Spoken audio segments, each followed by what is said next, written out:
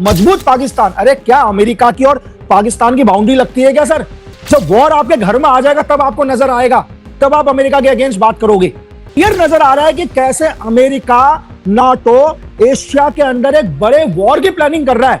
आज पाकिस्तान का, हमारा भारत का पीओके पाकिस्तान में दिखाने का मतलब समझने की कोशिश करो दुनिया वालों।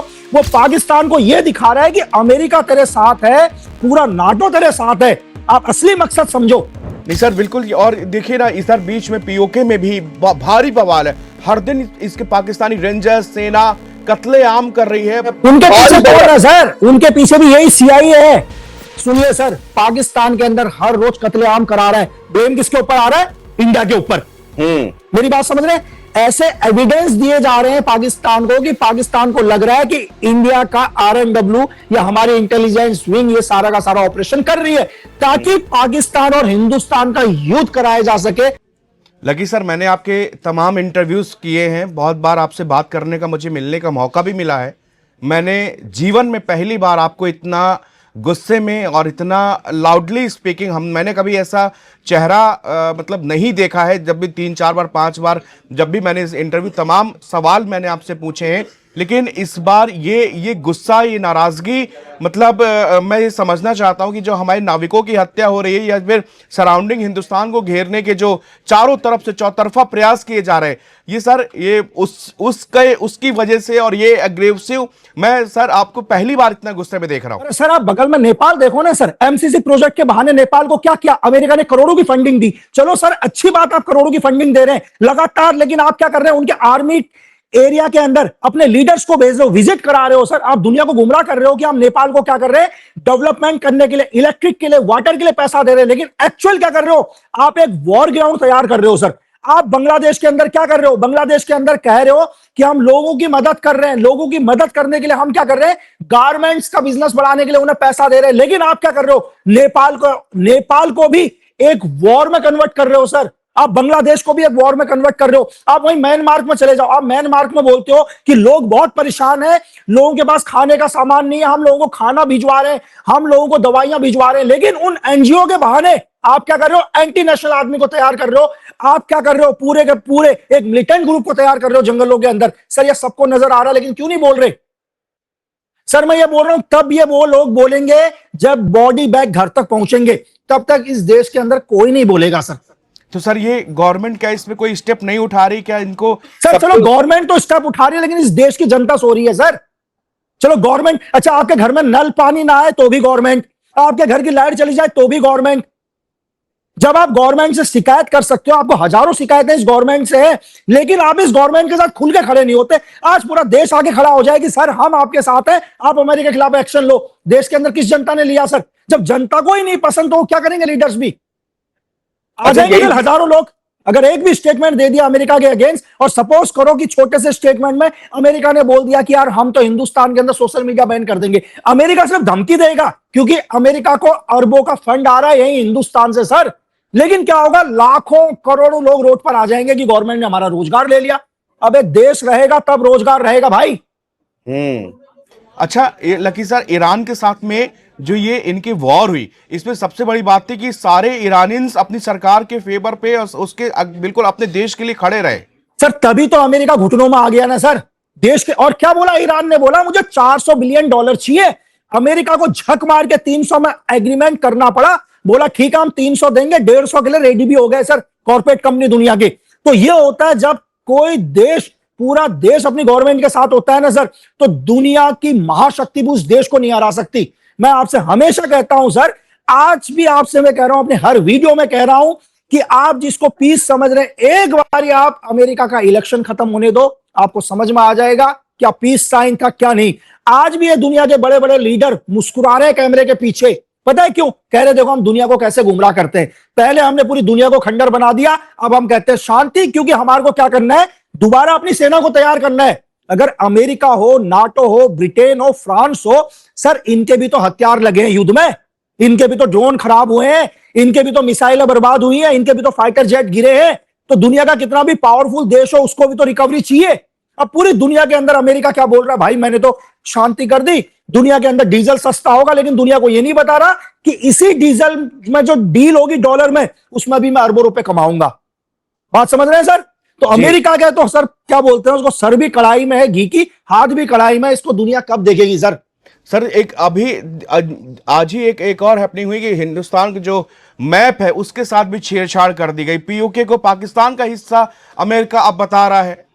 सर क्योंकि अमेरिका पाकिस्तान को यह बता चुका है पिछले 2 साल से कि हम तेरे साथ हैं, जैसे यूक्रेन को बताया था। मेरी बात समझ रहे हैं, देश की जनता सुन लो, इस यूक्रेन को भी इसी अमेरिका ने, इसी ब्रिटेन ने कहा था कि तू रशिया पर हमला कर, हम तेरे साथ हैं।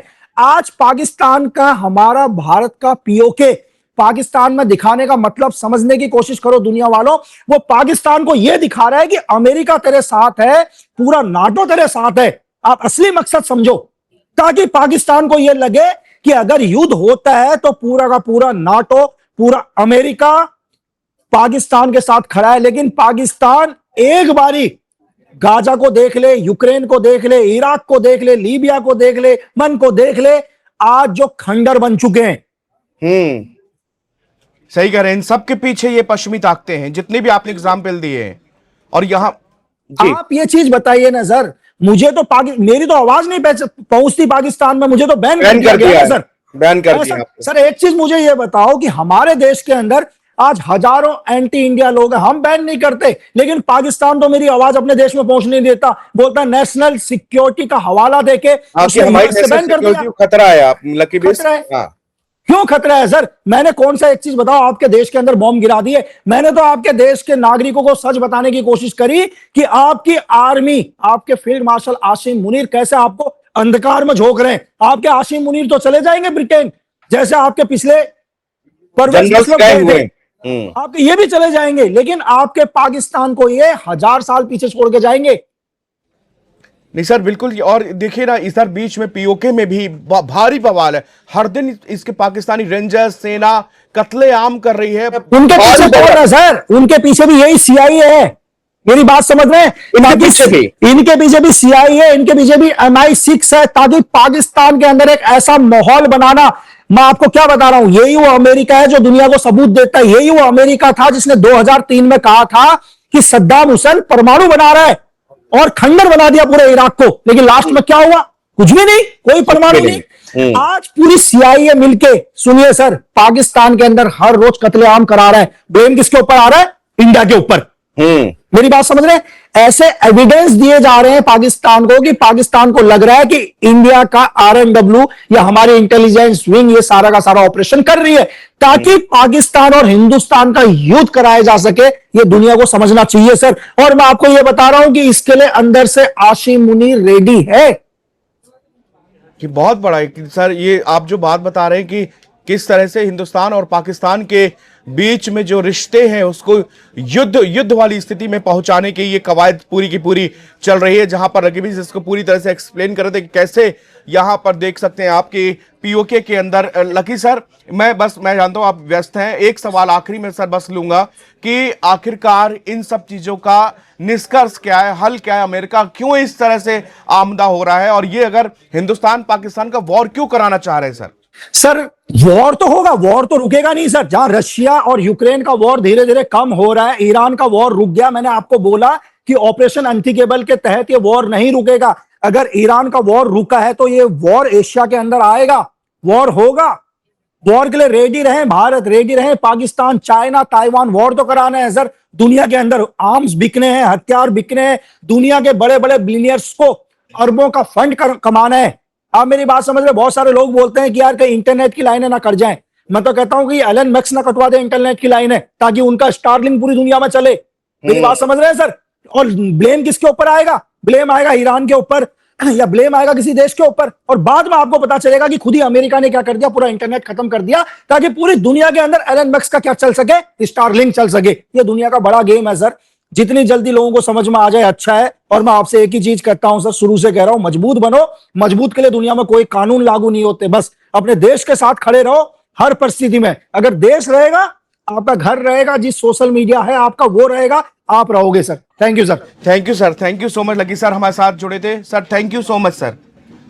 और इन सारे तमाम मुद्दों पर अपनी बात को मुखरता से रखते हुए और पहली बार इतने एग्रेसिव होके ये अमेरिका की चालों का, अमेरिका की रणनीति किस तरह से हिंदुस्तान और पाकिस्तान को जंग के मुहाने पर लाने के लिए ये सब कुछ एक प्रोपोगंडा रचा जा रहा है, सब कुछ एक प्लान के तहत किया जा रहा है। इस प्लान को समझने के, इस नैरेटिव को समझने की अपील है। उन्होंने कहा कि चाहे हिंदुस्तान के लोग हो चाहे पाकिस्तान के लोग, इस नैरेटिव को समझो कि किस तरह से ये पूरे पश्चिमी देश हिंदुस्तान और पाकिस्तान को एक युद्ध के मुहाने में झोंकना चाहते हैं। बहुत शुक्रिया।